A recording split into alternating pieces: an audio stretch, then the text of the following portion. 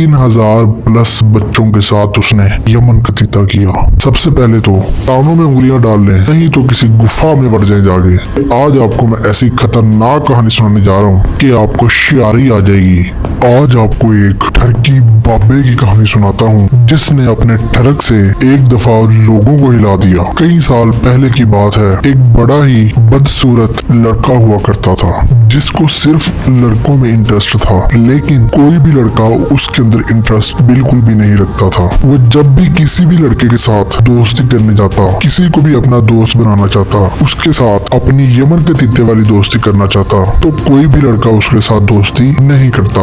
वो लड़के दूसरे लड़कों के साथ तो दोस्ती कर लेते, लेकिन इसके साथ दोस्ती ना करते क्योंकि ये बड़ा बदसूरत लड़का था। यही बात इसको अंदर ही अंदर से खाई जा रही थी कि मेरा इसमें क्या कसूर है, मुझे बनाया ही ऐसा गया है, अब मैं क्या कर सकता हूँ। ना वो कहीं घूमने जा सकता था, ना उसका कोई दोस्त था, ना उससे कोई बात करता था। अब वो लड़का तन्हाई में पागल हो चुका था, उसको तन्हाई खाती जा रही थी। फिर इसी तन्हाई ने उसको हैवान बना दिया। इसी तन्हाई में उसने सोचा कि अब मैं लोगों को मैं कुछ ऐसा करूंगा, मेरे एक इशारे पे लड़के मेरी तरफ भागे आया करेंगे। उसने जादू सीखना शुरू कर दिया। 3-4 साल तक उसने जादू सीखा, जादू में बड़ा इल्म हासिल किया, बड़ा नाम कमाया। आखिर 4 साल बाद वो एक बड़ा जादूगर बन गया और यही उसका मिशन था।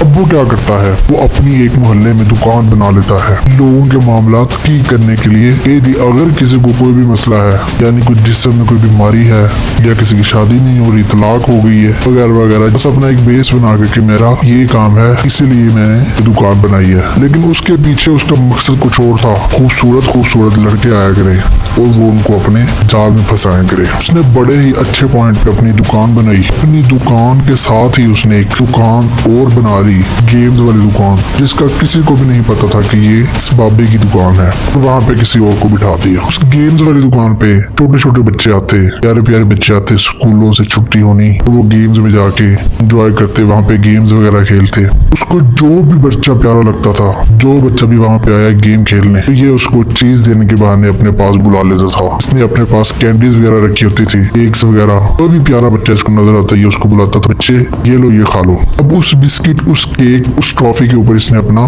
दम दूध किया होता था। जो भी वो बिस्किट केक खाता था लड़का, इसका दीवाना हो जाता था, इसी के गुण गाता रहता था। इसने उसको जो कहना वो वही करता था। उसने कहना, बेटा आज तुम मेरे पास रहो 7 बजे तक, 7 बजे तुम अपने घर चले जाना। तो लड़का 7 बजे तक उसके पास ही बैठा रहता था, कुछ भी नहीं कहता था उसको, नहीं मेरे घर वाले बुला रहे हैं, मैंने जाना है, मैंने ट्यूशन जाना। नहीं, अगर बाबा जी ने कह दिया बेटा तुम 7 बजे तक मेरे पास रहो, तो वो 7 बजे तक बाबा जी के पास बैठ जाता था। भी घर वालों को ये महसूस नहीं हुआ था कि उनके बच्चे के ऊपर जादू वगैरह हुआ है।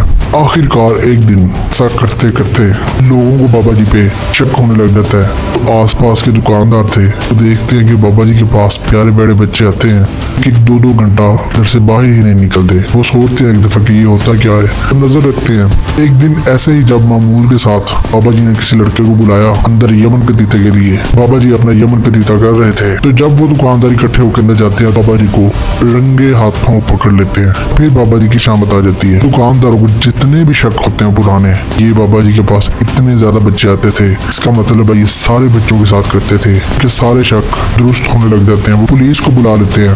पुलिस आती है, पूछताछ करती है। 3000 प्लस बच्चों के साथ उसने यमन कतीता किया। तो बस फिर तो मोहल्ले से भी निकाल दिया जाता है, उनकी दुकान को भी पक्का ताला लगा दिया जाता है। तो अगर आपने अभी तक चैनल को सब्सक्राइब नहीं ना किया, अभी मुक्का मार के सब्सक्राइब कर दें। वीडियो को लाइक करने के लिए मोबाइल को जोर से दीवार में मारें।